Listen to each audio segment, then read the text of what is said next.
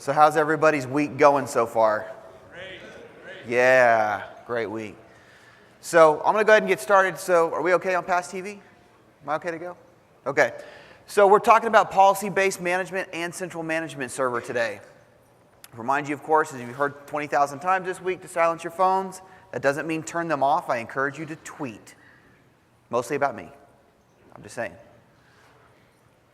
Don't forget all the cool stuff that PAST does, virtual chapters. If you haven't found a local chapter yet, make sure you find a local chapter. Want to win a Surface, right? Go fill these things out.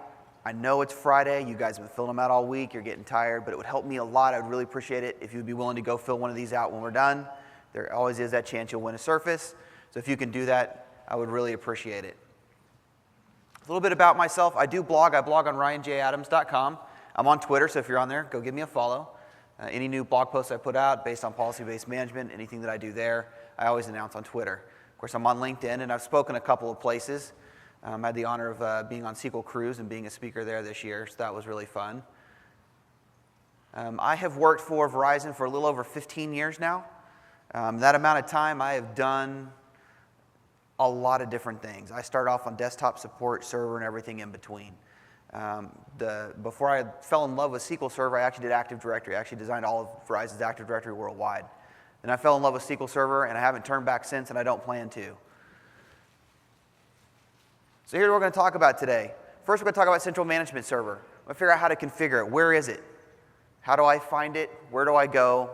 How do I add connections to it? How can I utilize this, and how does it help me? Then we'll take a look at importing and exporting. So does anybody use registered servers today? Okay, there's a good show of folks that use that. So this is essentially like registered servers, but we've centralized it. So if you already have a bunch of those connections, you don't want to have to recreate those. That's not fun. So we can look at how we can import and export those guys so we don't have to do that over again. Then we're going to jump into policy-based management, and we'll look how to create those guys. We'll look at how to evaluate them. So there's a few different ways that we can evaluate policies in our environment. And we're going to talk about the different ways that we can do that and see whether we have any violations that occur. And we're also going to take a look at alerts. So by default, policy-based management, if something happens and we have a violation, we don't know about it. It doesn't come screaming at us and say, hey, you had a violation. We have to go set that up. So I'll show you how to do that. It's very, very easy. And then we'll take a quick look at a reporting services solution. Management loves the nice shiny reports. I'm not going to get real in depth with that, but I want you to be aware that it is out there and available to you and it's free. So I'll show you where that's at. So we'll start with Central Management Server. Let's see, who uses CMS today? Okay, that's less hands than use the registered servers. So that's good. So a Central Management Server means that I can create connections to all of my instances, but I can house them in a central place. And there's a lot of advantages to being able to do that. If I put them in one central location, then that means if I add a server, I change a server, the server name changes, maybe I remove a server, we have to decom one. If I have 50 guys on my team, I have to send an email out to all 50, they have to remove it or add a new one. But if I have a central management server, they're all connecting to the same place and everybody sees the same thing. So now we're not getting confused about, oh, did we really decom that server 6 months ago? We're all looking at the exact same thing at the exact same time. So everything about that, because they are on a central SQL server, is housed in MSDB. So what does that tell you guys should be doing with MSDB? Backing it up. If you don't back it up, then you lose everything. So we have a few requirements. And by the way, you guys can ask questions if you want as we go. I may stop if we get a little bit behind. If you guys are at home on Past TV, you can use the Past TV hashtag to answer questions. My good buddy Tim Mitchell down here on the front will be watching and keeping an eye out there for some questions on the Past TV hashtag. So we have some requirements for a central management server. The first one is it has to be on SQL 2008. So this came out new in SQL 2008, RTM, not R2. When it came out, we can only use that as a central management server. But we can still add connections to 2000 and 2005. So it's just the CMS itself has to be a 2008. And the cool part is it can even be on an Express edition. So we don't have to go wasting a license just for a central management server when all we're trying to do is just connect to something. There are 2 database roles that we can use to administer our security for this. So the first one's the administrator group role. These are in MSDB, by the way. And it's everything. It's the God role. That means I can turn the CMS off completely. I can remove it. I can change a connection, a server name, an IP, add one, remove one. I can do anything. The reader role is where I might want to add my junior DBA guys, because I just want them to be able to connect to it and utilize those connections. I don't want them to change it. So you may want to put them in the reader role if they're just taking advantage of the CMS. Obviously, there's some advantages. The first one is what we've already talked about, is that we're housing everything in one central location. Everybody's on the same page that way. The other cool one is that we can query more than one server at one time. So now all of a sudden we have that fire drill patch situation where your boss says, look, we've got to make sure that everything's running Service Pack 1 or Service Pack 2. I need to find that out very quickly. We can actually query all of our servers one time. It'll hit every single box instead of me having to connect to each of them and get that information. And I'll show you how we can do that. That one's also very dangerous too, by the way. We'll talk about that. The other cool thing is we can kind of group our servers logically. So my suggestion when you do this is do it how your business operates. Okay? If your business operates geographically, where you have a support group that handles the East Coast and one that handles the West Coast, then that's how you want to design your folders. It makes sense that way, and you'll thank me in the long run. But maybe you do it based on applications. Maybe you've got a group that supports this application. The servers could be anywhere. Then make your folders based upon your application. Where this becomes really powerful is when we look at policy-based management. So we put the 2 of these technologies together. CMS allows me to make policy-based management far more extensible than it is out of the box. And I'll definitely explain why. With everything that has advantages, there's always disadvantages, right? The good news is I got workarounds for all of these for you. So the first one is that the CMS server can't be a part of its own group. So if I want server 1 to be my CMS server, and it happens to be part of app 1, so I also want it to be my app 1 folder, or maybe it's on the East Coast, I want it to be in my East folder, or a production environment folder, something of that nature. I can't do that. It won't let me add it anywhere further down in my list because it's already considered the fact that I've made a connection to it just by the nature of the fact that it is a CMS already. You're already connected to it. But we can work around that. If you can resolve it by any name other than what select at server returns, which is generally that BIOS name, then we have the ability to go ahead and utilize that string. So my example would be 127.0.0.1, a local loopback IP address, or whatever your public IP address happens to be. Fully qualified domain name. We're all using those, right? Not NetBIOS names. Using FQDNs, yes. So we can use an FQDN. We could even go in, and I didn't say this, but you could go in and edit a host file and do it that way. Don't do that, but you could if you wanted to test and play with it. So any name that you can resolve it by, whether it's an alias in DNS, multiple records, then we can add it, as long as it's not selected at server. Registered servers can only use Windows authentication.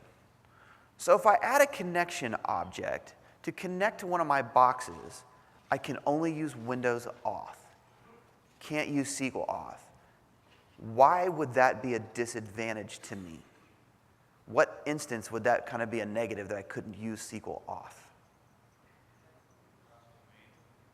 Okay, hearing a lot of different answers. I came up with a few myself. Thought ahead. The first one is DMZ. If I've got internet-facing servers that are inside a DMZ, they're beyond a firewall, I can't use Windows authentication. How about domains? What domain is it in? Is it in a trusted domain? Maybe it's development, and development's in a dev domain, or maybe it's in a test domain.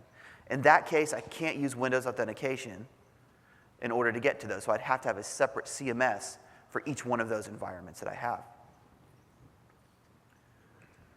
So I told you that for those of you guys using registered servers, that we can reuse those. We can import and export those. So that's the good news. We don't have to reconnect those. So if you're working in a big shop, we don't have to recreate 50 different connection objects. So we can import those from the registered servers. And of course, we can export those. So I told you that we had multiple environments. So what we could do is if we have a CMS, we can actually export those, and then we could re-import those to one of the other test or dev environments or whatever it is that's beyond that firewall measure. Now, when you go and you export these things, they get exported in XML format.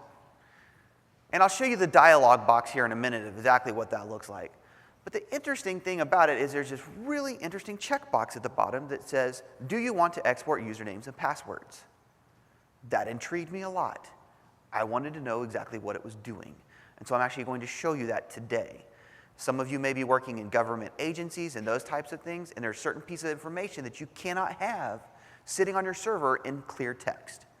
And so let's go take a look and find out exactly what those are. The good news is if it's Windows auth, you don't really have to worry about it. Your username and password aren't exported. We're just using a trusted connection. But if you're using SQL auth, the username's exported. Again, dependent upon what your restrictions are, a username might not be a big deal. I've got a buddy of mine that works for the Department of Defense. That's a big deal for them. Even that's not allowed. Server names are not allowed. Usernames are not allowed. Nothing. So this poses an issue for him. So we'll jump into a demo. This guy's excited. So excited, I believe he grabbed his briefcase instead of a parachute. Probably should have remembered that.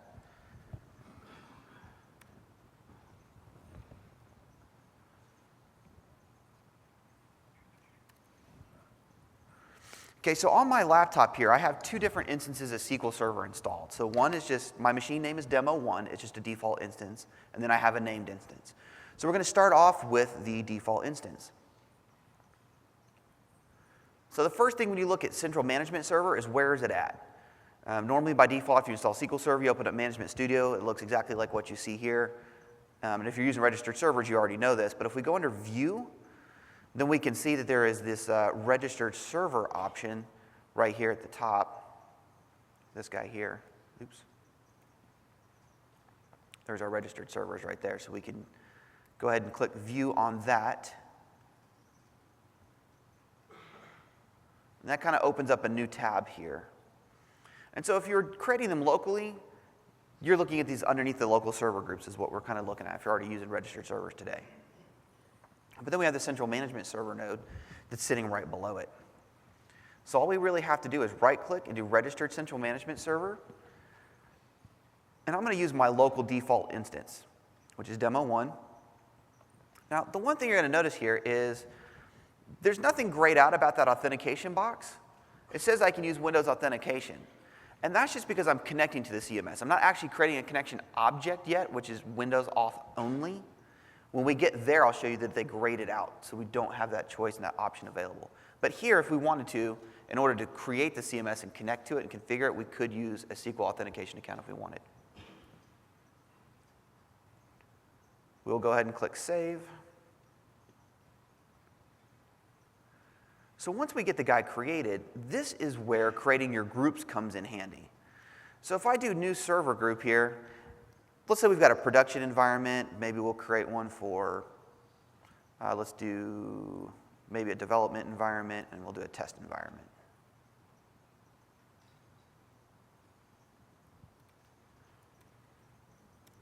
And of course, we can get more granular as we want. So again, around how your business operates, you'll thank me later, this is how you want to design it. But I can do folders under folders. So maybe I only want my SQL 2012 versions to be under here.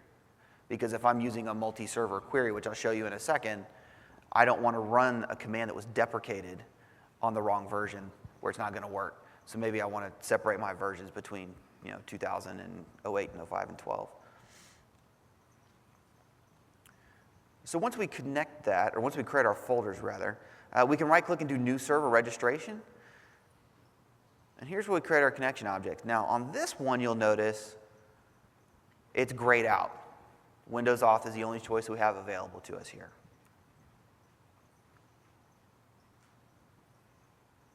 Which when you think about it, it kind of makes sense, right? Because this is a central management server, which means I can have all of my other DBAs connecting to the same box. If I use SQL Auth and put a username and password in here, they could all be using that. That is not what I want. So although it seems like a drawback, there actually is a reason behind it, and that's why. So I'm going to go ahead and create a connection to my local default instance, demo1 here, and we'll go ahead and click Save. And when I do that, we get an error. Don't panic, I'm not. We're all right. So let's focus on this last little piece right here. You cannot add a shared registered server with the same name as the configuration server. Remember I told you, so I'm using demo1 as my CMS. I just tried to add a connection to demo1 on my CMS, and that's a rule that we can't do. We can't break that rule, we can't do that. Okay, that makes sense. Let's see if we can work around it though. New server registration. This time, I'm going to pick the local loopback IP address. We click Save, and that works like a champ, no problems. So as long as we can resolve it by any other name, we're good. Now, the bad part is that doesn't look very pretty. If I had a ton of IP addresses in here, that would be very unfortunate. But if I go back to properties and take a look at the object again, you'll notice down here at the bottom, I can rename this and call it demo1 at the bottom. So this is just an alias. Now, if you query it, you won't see the alias. If you were to query some of the system tables in MSDB, and when we look at some of the exports, it's still going to show the 127.001. But at least for the friendly name, at least we can change it so it looks much, much better than having an IP address there. And then I have a named instance on here, instance 01. That's that guy there. So we'll go ahead and add a connection object for him. And there we are. So the other cool thing that we can really do with CMS is we can go in and if I right click on the folder level, now no matter what folder I click on, it's going to do this from that level down. If I clicked at the top and I had 500 servers down, I'm going to hit 500 servers. So be very aware of where you're connecting at. So I'm going to right click on the 2012 folder and I'll do new query. So in this query window, there's a couple things I want you to make a note of. I'm going to come down here to the bottom. So the first one is we see the color. It's kind of this pink salmon type color. Normally it's yellow. So that's the first indication that we're connected to more than one server at a time. The other ones, it says we're connected to 2 out of 2. Now it's possible that if we had a connection fail, maybe we try to connect to 5 and one of them failed, it might actually say 3 out of 5, 4 out of 5, that kind of thing, if we had a failed connection. And over here on the right, where it says 2012 right here, oops, well, I keep doing that. On the 2012 here, that's the folder I clicked on. Normally that would be the server name, but now we see the folder, so we can know right off the bat exactly what level I clicked at, so we can kind of go back and look at that. Hey Ryan, we have one quick question from Past TV. Yeah. Tom asks, can you add new servers to CMS programmatically? Yes, you absolutely can add them in. So the question was, can I add servers into my CMS programmatically? And it is. So all of this stuff and all the tables and everything that we're creating here in the GUI, it's all being stored in tables in MSDB. So we can absolutely go in and add those manually if we want. Yes? When you add these servers to the central management, the target server, which is whatever you have added, then that has any information that it has been added to the central management server? I'm not sure I followed your question. Now you have added these servers to one of the central management servers, group. It's like a group you have created for all these servers. Right. Individual servers that you have added, does that server has any indication to the management studio that it has been added to the central management server? Oh, that's a good question. So he's asking, like my named instance here, if it was another server somewhere else, if I directly logged into that, would it tell me that it was added to a central management server? And the answer is no. So I'm going to do a select add at version here, just to see what version we're running. We'll take a closer look at that. So the neat thing here that it does is it adds this server name column. So that way we can see which server the results came from right off the bat. So it's very handy to look at that. And of course we can see I'm running a 64-bit edition of 2012 RTM on here. Both instances. Now, there's some inherent danger with that too, though, right? What if I was dropping a table? What if I was connected to dev and production at the same time and I thought I was just on test or dev? Now we have a serious problem. So that's why I pointed out the color change at the bottom, the fact of how many were connected. You've got to be very aware of that when you're using a CMS, or eventually you're going to find yourself in a world of hurt. So just always be very, very conscious of that. Now I told you that, and I'm going to go ahead and delete these two connection objects that we have. I want to show you how we can export those if we have a bunch of them already created locally on our box. We want to create a CMS and just add them to the CMS without having to redo the whole thing. So I have 3 things added here. Now, the first one is just a Windows authentication connection to my local default instance. And the second one is the same thing, but I'm using a SQL authentication account as opposed to Windows Auth this time. And then the third one is going to be Windows Auth to my named instance. Yes, ma'am?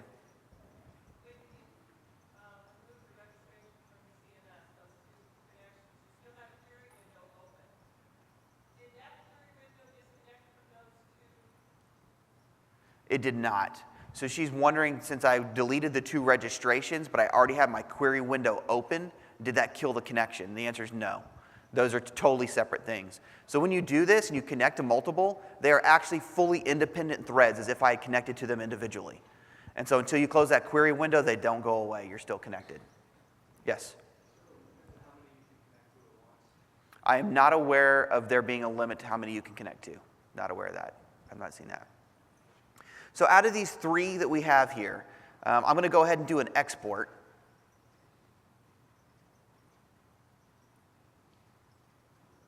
Under task, go under export. Now, wherever I right-click to do export, I could have had multiple folders here as well. Wherever I right-click at is where it defaults to, or if I change my mind, once I get this dialog box open, I can expand it and dig down to wherever I want. But obviously, I don't have multiple folders here. So I'm just going to go ahead and pick a file. I've done this before, so it's already there. We're just going to overwrite it. So this bottom thing down here, this was the check mark I was talking about earlier. Do not include usernames and passwords in the export file. Well, I'm going to uncheck that. I want to include those because I want to see what happens if I let them go through. So go ahead and click OK. File already exists. We'll go ahead and replace it. Successful export. And then let's go take a look at it. And when I open this file, I'm going to scroll through it and try and zoom into the parts that we actually care about here. As you can see, it is a beautiful file. Anybody in here XML fans? One. All right. I'm not. I did not raise my hand. Okay. So let me find one. So the first one I find here is the one where I connected to my default instance with SQL authentication. So we'll kind of zoom in and take a look at, let's scroll over a little bit here.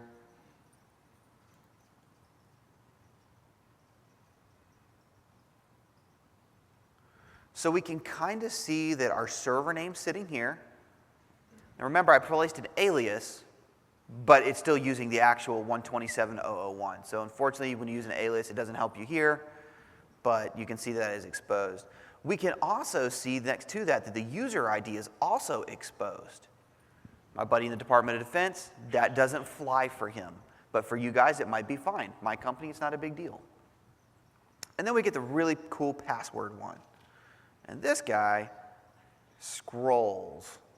And he scrolls for multiple lines. That is very cool. And we can see, and then let me back up just a little. Let me scroll back over this way a little bit more. So it'll actually tell you what the password type is.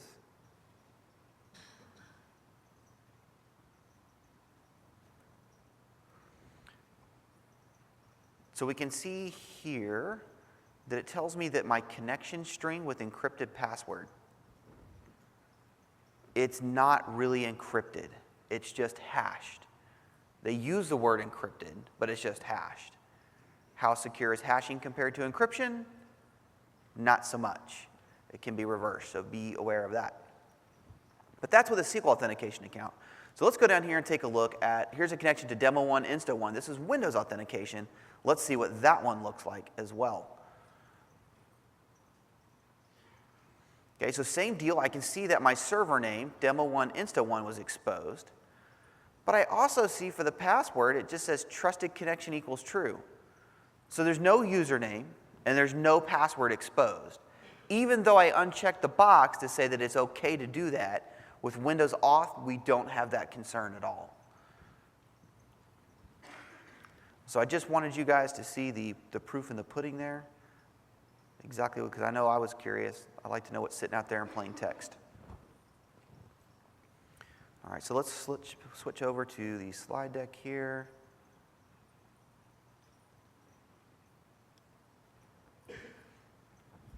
All right, so now we'll talk about policy-based management.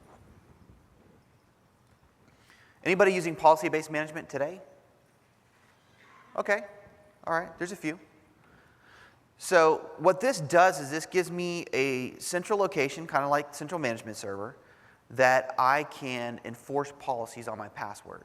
So I can take, or not my password, on my server, I can take these rules and configuration settings and make them standard, which means that I can ensure that all my SQL servers for this application have this setting.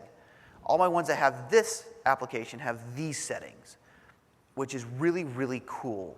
So now we have that consistency in our enterprise, which we didn't have before. How many times have you guys had to go, oh, did I remember that this setting was on these 5 boxes and have to check those 5 boxes? Now we don't have to worry about that anymore. We can do it all from one central location. So there are a few requirements. This was new in SQL 2008. It is available in Standard, Enterprise, and Developer Edition. So it's not available in the free editions.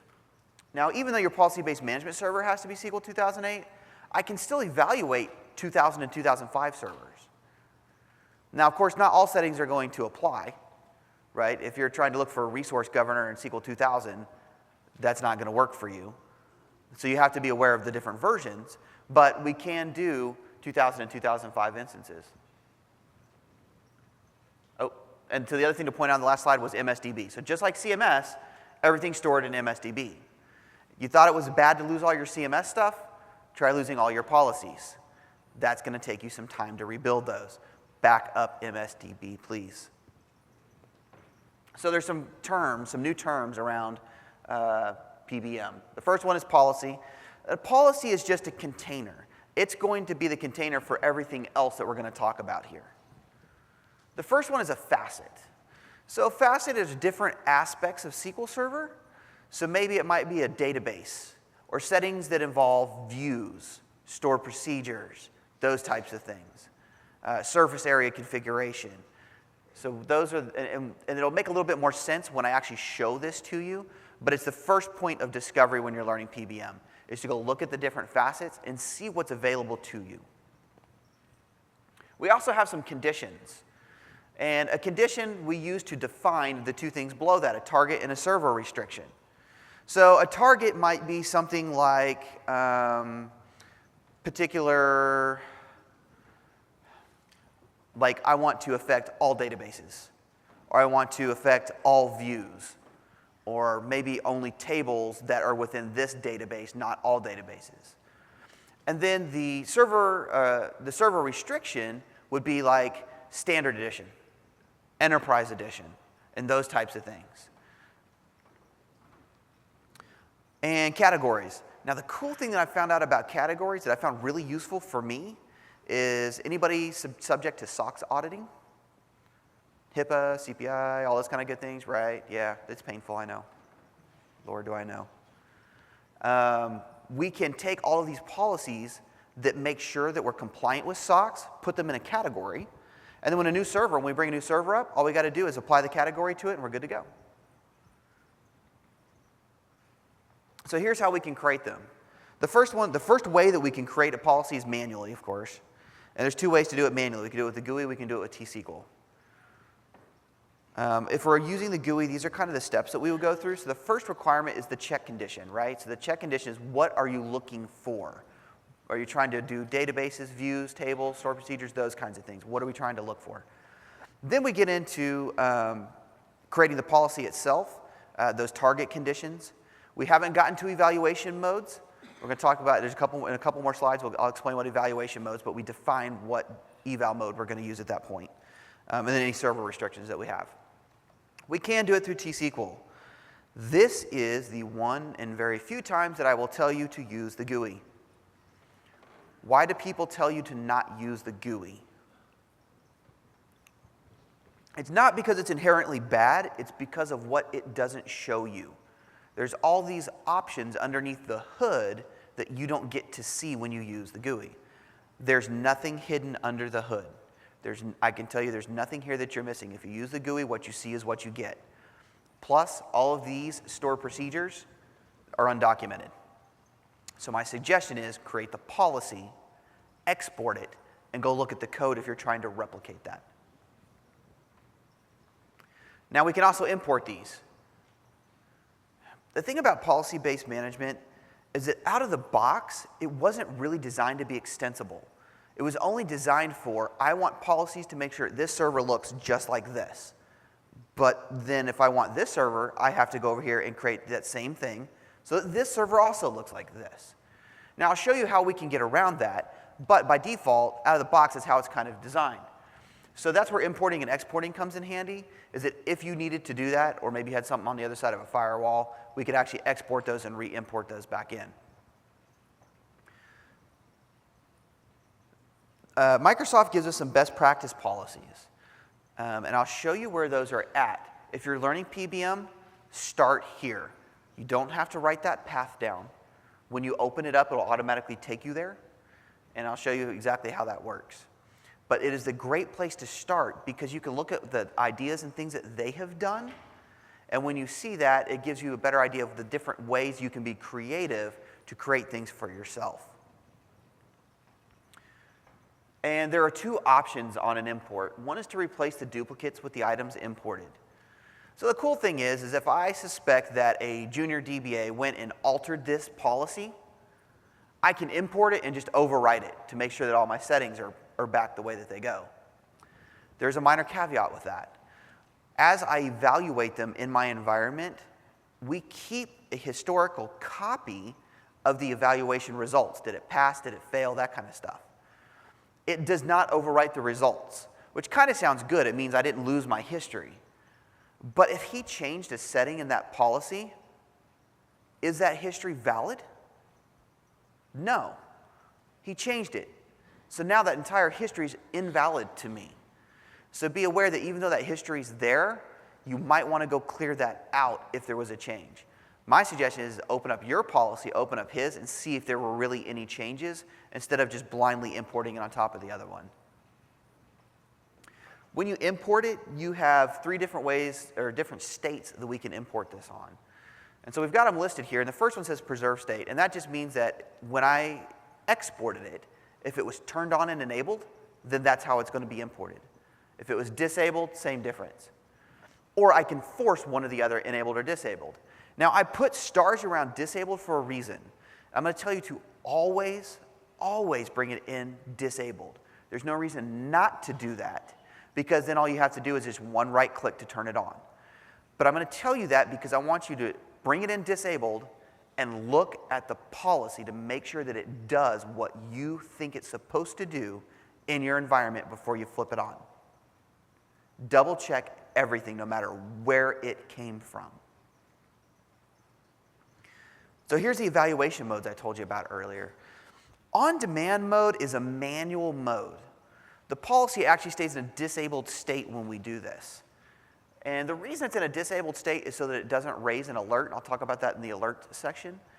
But if it's on demand and we're doing it manually, I am seeing the results live right there in front of me. I don't need it to raise an alert. The second one is on schedule. As much as I'd love to go in and manually do this every day, I am a huge fan of automation. The group I work in at work does a lot of automation. Huge fan of that. I would rather schedule this out as a job and that it can run once a week, once a month, once every 2 minutes, whatever you want it to do. And then on-change, log only, and on-change prevent. So I'm kind of lump these two together. They're extremely similar. The only difference is log only does exactly what it says. If a change occurs that violates your policy, we log it. We don't prevent it from happening, we just log it. Now, on-change prevent is kind of a misnomer in the verbiage that they used for that, because it sounds like it means that this guy's going to do something to my box, he's trying to change his setting, and I'm going to prevent him from doing it. As it turns out, that's not really the case. There's a CLR wrapper that puts it in a transaction that will actually allow it to occur and then roll it back. Well, if you're using a policy that's querying a large chunk of data or making a change to something and it violates it, guess what? You have to wait for it to roll the whole thing back. So it doesn't really prevent it. It just allows it to occur and removes it back again. Oh, and which, by the way, in order for the on changes to work, it has to raise a DDL event. And that's how we see the trigger. And you'll see an error message when it happens. It says that it actually ended in the trigger, and that's why. Now, when we evaluate these policies, there are a few different methods that we can do. And remember, out of the box, it's designed to run on my server only. So the first one means that exactly that. I can run this policy, and I can check it on my server to make sure it's good. But I can also have 15 policies on my box, and I can evaluate all of them at the exact same time and see the results of that. Or I can do a single policy against multiple servers and multiple policies against multiple servers. In order to do the last one, it requires some PowerShell. If you want to automate it, it requires some PowerShell. You can do it manually if you would like. So we'll jump into a demo. This guy is just as excited as the last guy until he realized he was leaning forward and wasn't sure how he's going to get back up. Not sure how that's going to work. So if I've been doing a good job with Zoom It, am I one of the guys that you haven't been like, you Zoom It? Okay, because I put that in here just for you guys complaining about Zoom It all week long in the keynote. Okay. Oh, yes.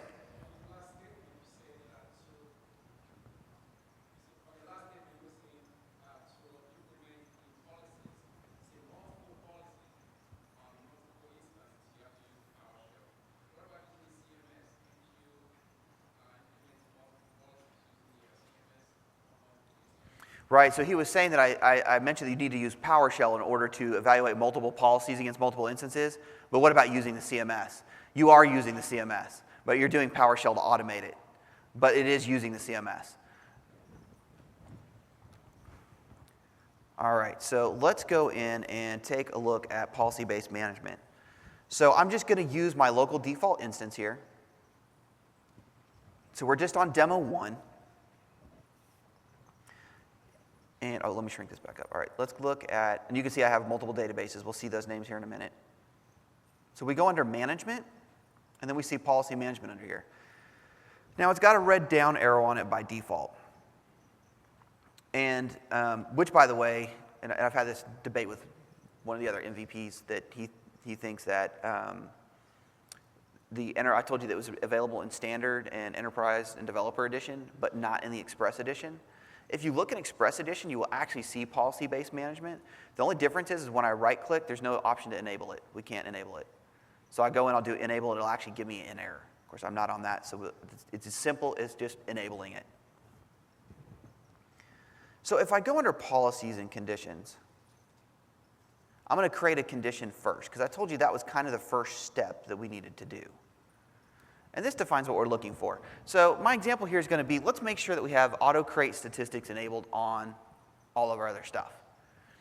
So yes, I know if you guys sat in Kim Tripp's session the other day, we can get much more granular than that. But at the very least, before we start interrogating and finding out whether we need to get more granular, let's make sure that we kind of have that turned on. So I'm going to call this auto stats. Oh, you know what I'm going to do first? Let me show you the facets first. Let's do View, Object Export Details here. So these are all the different facets I told you that these were kind of like different aspects or different pieces of SQL Server.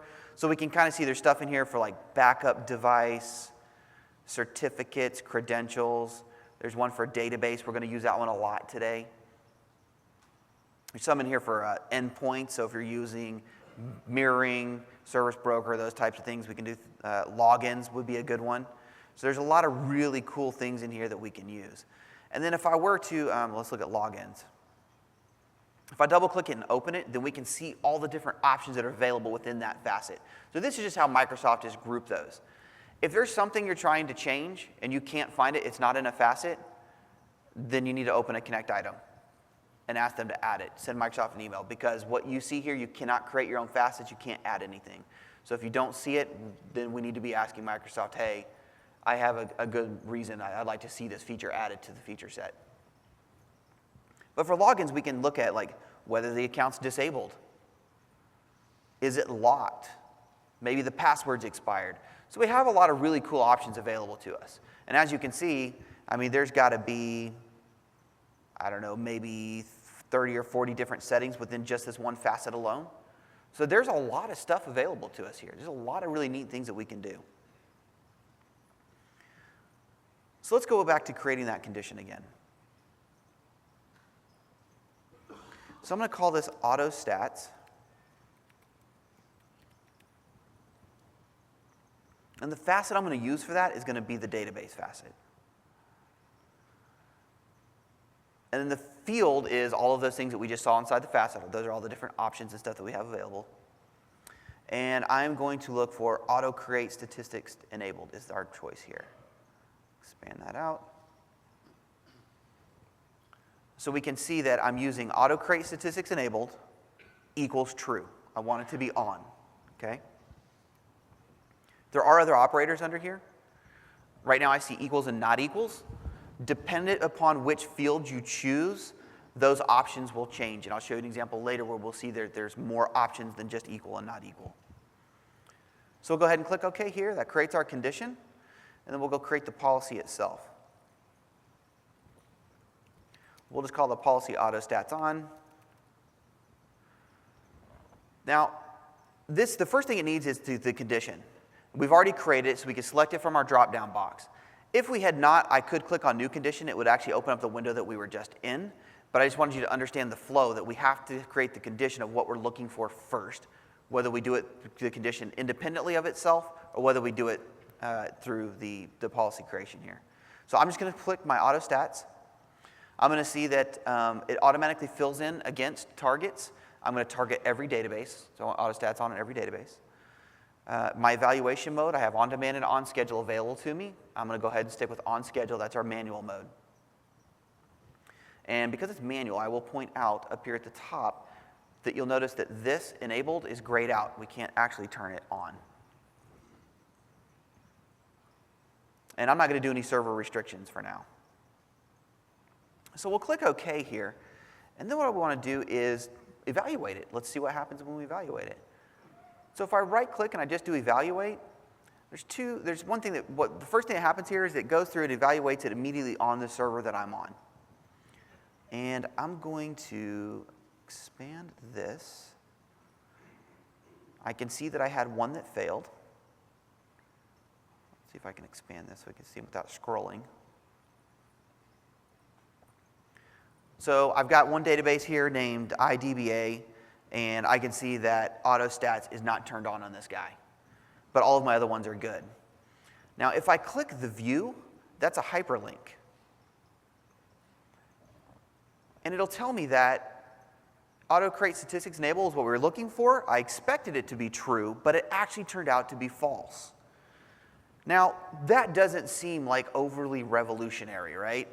Yay, that's a genius piece of information. However, we can use execute SQL inside a policy-based management and pull back pieces of information. So one cool example would be I want to check how many VLFs my log has. I can go out and query that inside of a policy. Now all of a sudden the data here would be far more relevant to me far more informative than just an on-off true-false situation. Because now I can look at the VLFs and say, I want to be greater or less than this particular number. So even though it's not overly valuable here, it very well can be.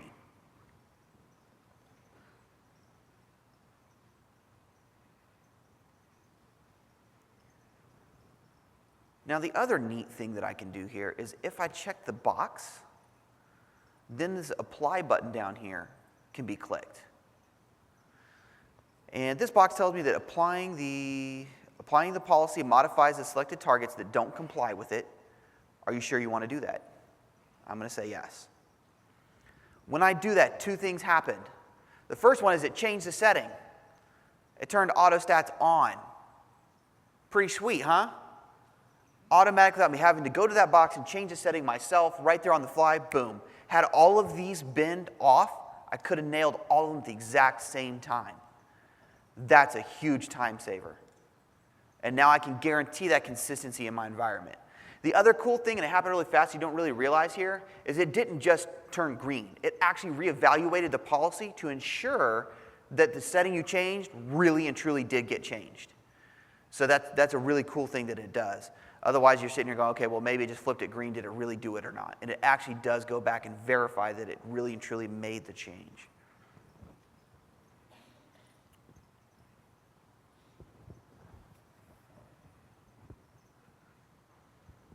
Oh, let me go back. Let me do that again. Hang on. There's one other thing I want to show you here. Let me expand this out, zoom in so you can see it. I want you to look at these database names. Can you guys tell me, is there anything that you see missing? All the system databases are gone. What were the target conditions we were looking at? Every database, huh? That is not every database, if you ask me. Let's go back and look at that again. If I look at this policy, it does say every database. You'll also notice that it's hyperlinked. It's blue. I am clicking on it furiously. It is doing a whole lot of nothing. So this is a default built-in Microsoft one. If you click it and it doesn't open, don't trust it. Because it very well may not do, as this one did not do, what I thought it was going to do. I thought it was going to be every database, and that wasn't true. It missed some of them. Now we can change that. We can click the drop-down box. We can create a new condition. I can't edit their default one. But we'll call this user and system DBs. Make sure we target both of them this time around. We'll use the database facet again. And the field I'm going to use here is called isSystemObject. Scroll down and find it. Where did it go? Right there. And you'll notice we can really build out an expression here. So I'm going to use it twice.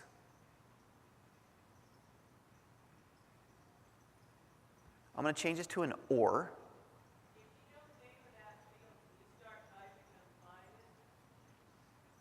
If you know the name of the field, can you start typing? Let's find out. Oh yeah, let's put the @ sign in there. Good point. So that would be a yes. But you also notice that I can type whatever I want in here. So I told you that example about execute SQL earlier. It's not in the drop-down box. You'll never find it. But you can type execute SQL and then your statement in here. So that's a really handy thing if you want to make use of that. But that one's not bubbled up to the top for us there. So, but you can use an execute SQL call in here. Oh, all right. Yes, that's exactly what you're doing. SP execute SQL. Yeah. All right. So I will do new condition here because I hit escape. Sorry. Do this again. User and system DBs. We'll use the nice shortcut method now.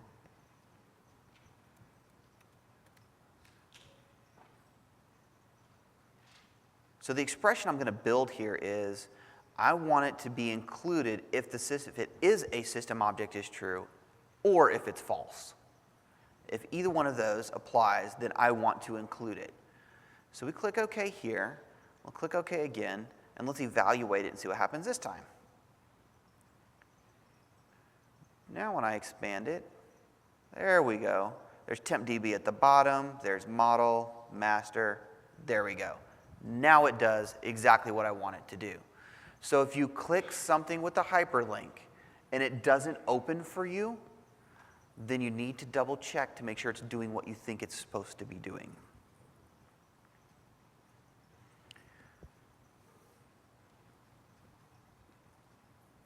So I told you that there were, Microsoft had some best practice policies available to us. So if I right-click on the Policies node, I can do Import. And of course, this is where I can import and export policies from one server to another as well. But if I right-click and do Import, it asks what files I want to import. We'll click the ellipsis here. Now by default, it dumps you in this folder here. And this shows me that I have three things available. I can look at policies based on analysis services, if you're in the BI field, reporting services, or the database engine. So we're going to look at the database engine one today.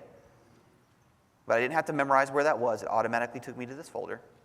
Database engine, 1033. And there's a good list of stuff in here. So the one I'm going to look at today is the obvious one, database auto shrink. I want to make sure that auto shrink is turned off on all of my servers. So now we can do that. And we can ensure that that's enforced upon every server in our environment. So let's take a look at what Microsoft's got for us here. And there are some pretty cool ones in here. There's ones for looking to make sure that your data file's on a different drive than your log file. We can look at affinity mask, max degree of parallelism. There's some really neat ones in here that we can take a look at. Some of the surface area configuration stuff are some cool ones to look at. So we'll double click on auto shrink here. Now these were the ones that we talked about earlier. We have this replace duplicates with items imported. So again, if it's the same name, it's going to overwrite it. But it maintains the history. That history may or may not be valid depending upon whether there was actually a change that got made. And then, of course, we have the policy state. And I always say to do what with the policy state? Force it to be disabled.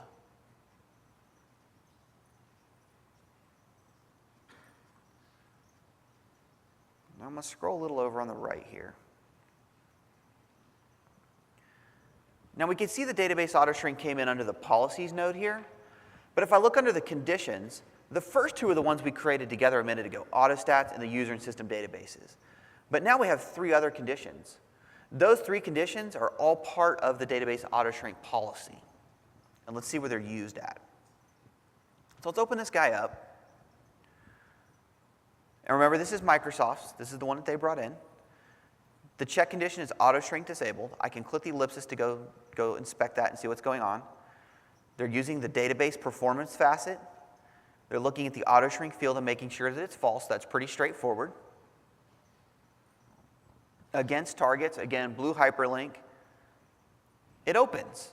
Because even though it was a Microsoft best practice policy, that's not a default built-in policy. So we can actually look at this one. So that's good. So we can actually see the real truth here of exactly what's supposed to be occurring. So I can see that they've built out this expression for is system object. It needs to be false. So we're only looking against user databases. We're intentionally making sure we're not including master model MSDB. And we want to make sure that it's in normal. So we're not in a restoring mode. We're not sitting on a mirror, those types of things. OK. So far, so good. They've got it set for on-demand, which is our manual evaluation mode. They've also added a server restriction here. And my server restriction is called Enterprise or Standard Edition. OK, let's go take a look at it, though. So we open it up, and we'll notice that when they built out the expression, that it says the engine edition is Standard or Enterprise or Developer. OK, so if you thought that this was only going to do Enterprise and Standard, it also includes Developer. So the verbiage that you see is not always what you get. OK. Even though this was a Microsoft best practice policy, bring it in disabled. It might not do what you think it's going to do. Double check it just to be sure. Remember, it's just a checkbox to turn it on. It's not like you've really made things more difficult for yourself to bring it in a disabled state. It's absolutely worth it every time. All right, let's evaluate this guy and see what happens. All right, same deal as last time. Now this time we know that there's not going to be any system databases in here. We were expecting that, and that's great. We did have one that failed. I am not, although I could check this, and of course we can click view here again, just like we did last time. We see we know we expected it to be false, but it actually turned out to be true, so auto shrink is on. Again, if we were pulling back data, then it would be a little more valuable to me. Close that guy. I'm not going to apply it here because we're going to use this again in an example a little bit later, so I don't want to click apply to actually change the setting right now. But I wanted to just show you that we can evaluate this policy. Now that's all fine and good from the manual standpoint of view, but what if I want to automate this? So let's open it back up, and we're going to change the eval mode to on schedule. When I do that, I can either create a new schedule right from here, or I could just go ahead and pick an existing one, and that's what I'm going to do. We're going to manually kick it off anyway, so it doesn't really matter. I'm going to just pick one that says weekly 7 p.m. Now when I do that, this checkbox is not grayed out anymore. So we need to remember to enable it. We'll go ahead and check enable. And we will click on OK.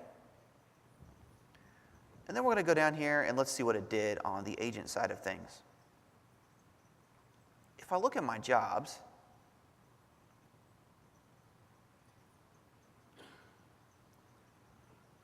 the one that it created is this guy. That is beautiful. Absolutely gorgeous. I love GUIDs and crazy numbers. It's awesome. That's fine because I have one policy. When you have 50 policies, you'll never figure out which one, unless you query MSDB, you can't figure it out that way, which one goes to which one. So my suggestion to you is rename it. It won't affect anything because it's still keeping track of it in MSDB. So if you change the name, it doesn't break anything. So after you create it, go find the one that looks awesome like this and rename it. Then you'll be able to find it.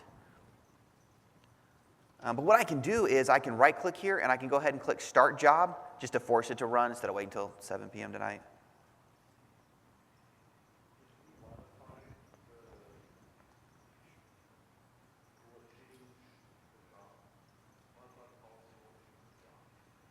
If I modify the policy, will it change the job?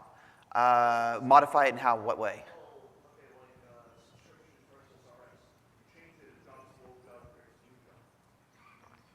Yes. So if I were to like delete the policy, it will remove the job. So they are tied. So when you do that, well, when you change a policy though, all the job is doing is running the policy and checking it, right? So there's no settings inside the policy that are really dependent upon the job itself. So you don't really have to worry about that. But you could go back into the policy and go into that pick and change the time, or pick a different one or create a new schedule. You could do that. But there's nothing in the job that keeps settings that are in the policy. The job actually just goes and kicks the policy off. Yeah. Yes?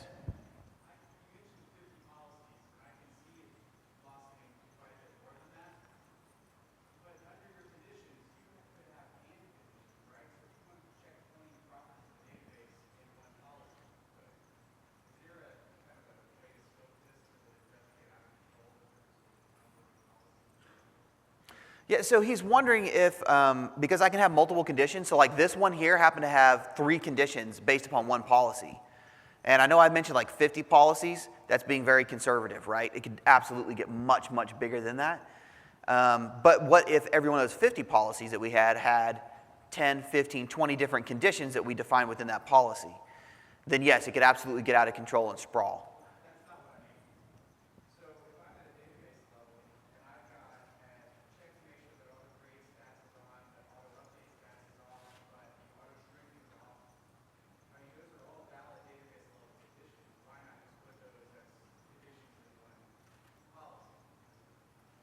Oh, yes. So he's asking, so we took to auto stats and auto shrink and that kind of stuff. Instead of putting them in their own individual policy, could I have just taken those conditions and added them all to one policy? Absolutely, you could.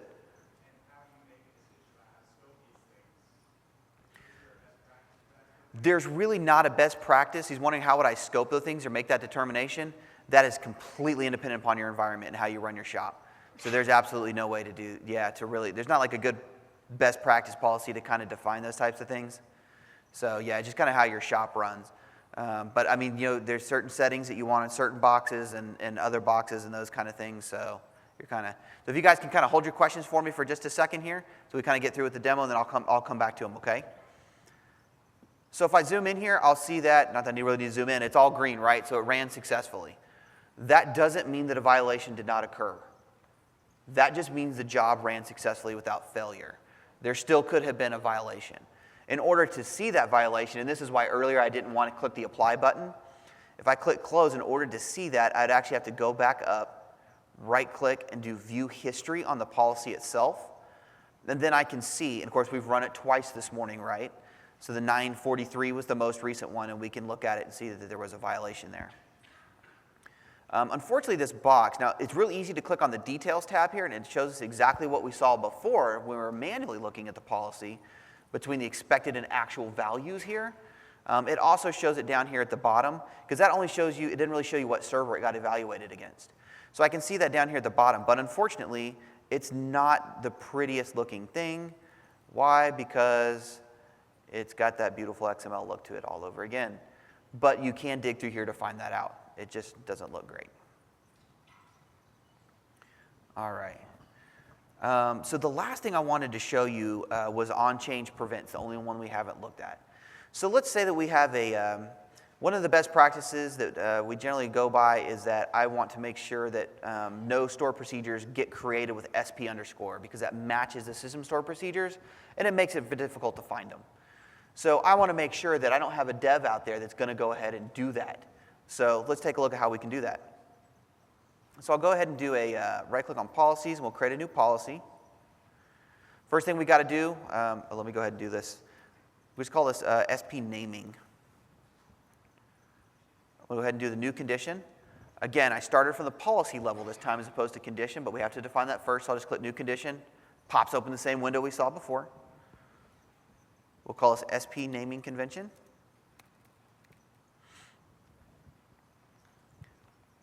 Now, of course, the facet on this one's pretty obvious. We're looking at stored procedures, right? So we'll scroll down. We'll pick stored procedure here. And the field we want to target is the name of the stored procedure. And the operator we're going to use, we have some more operators here. So depending upon that field, again, the operators change. So we have equals, not equals, like, in, not like, not in. I'm going to use the like operator today. This is exactly how you would write it in T-SQL when you think about it. So I'm going to say that I want it to begin with USP for user stored procedure underscore. And then we'll use a wildcard. I don't care what he uses after that. I just want to make sure that it starts with USP underscore. We'll go ahead and click OK. Oh, hang on before I do that. OK. We'll click OK here. Now, here's that every database again. Click, click, click, click, click, click. Nothing, nothing. Yep. Every store procedure. Again, clicking furiously, nothing happening. So make sure you go back when you see these and double check them, make sure they're doing what you want them to do. For our example, these are going to work perfectly fine. Now on-change log only and prevent are available to me. We're going to use prevent. Need to enable it again. I'm going to use the description page here though. So I'm just going to put a description here.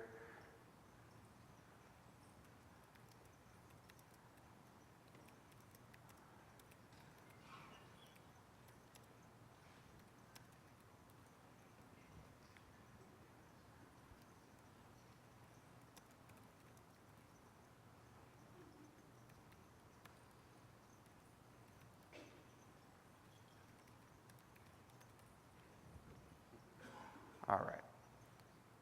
So we're going to see that show up. So what I'm going to do, save myself a minor bit of typing here. Simple create store procedure. So we're just going to create a store proc. We're going to attempt to call it SP underscore. We'll go ahead and execute this guy and see what happens.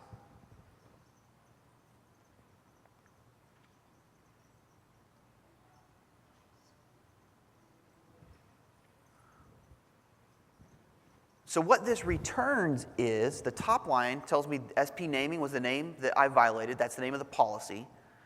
It was violated by the name of the server that you happen to currently be on. It tells you the transaction is going to be rolled back, but it also tells you the condition. So it tells you right out that the name needed to look like USP underscore. But the cool thing is that you can put some good descriptive information in here. Get out of my box. Stop doing this.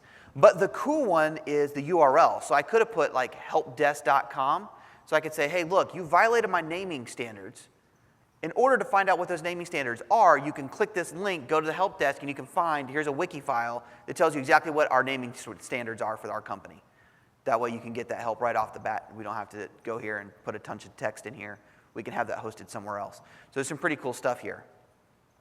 And of course, it'll tell me the statement that I tried to run. Tried to create the SP underscore procedure. And it'll tell you that the transaction ended in the trigger and the batch was aborted. So we actually allowed it to occur. We found out that it violated it. The engine found that, and then it rolled it back. So we've stopped him. He can no longer create things that are against our policy here. So that is is that cool or what, right? That's kind of neat. That is a very, very neat thing. Yes? What if those like store procedure already there?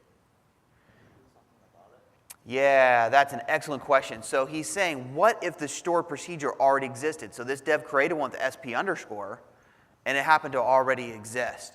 So in that case, you would have to run it manually. So even though this is a DDL trigger got raised, and we reacted to that DDL trigger in order to trap it here, what we could have done, and I can still do that, is if I were to right-click SP naming, I can still evaluate it here. If I click evaluate here, then that will catch all the ones that he already created. As it turns out, it appears that there's plenty of them here.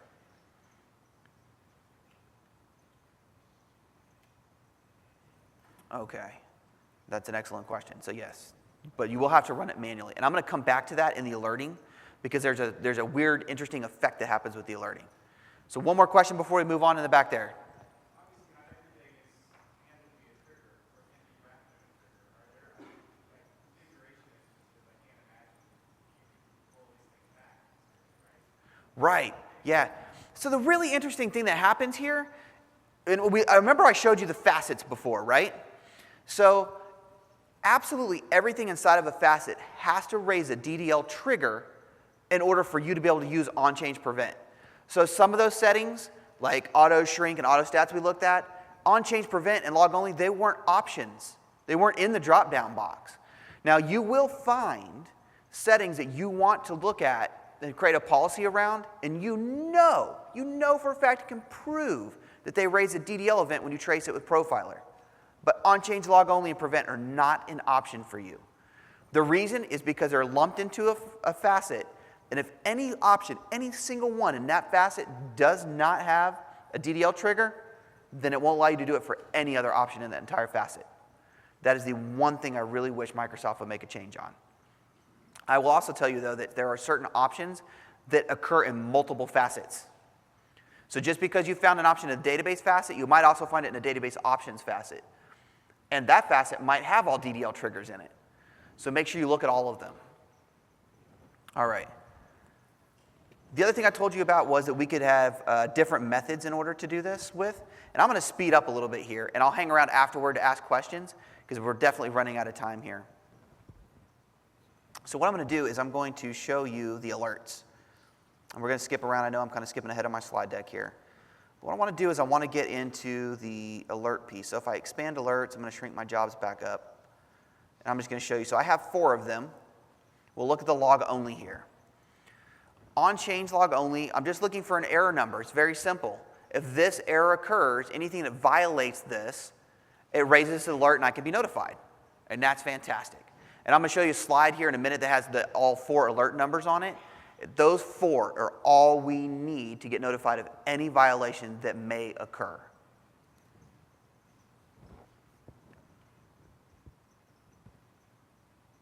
All right. Back to the slides for a second here. Okay.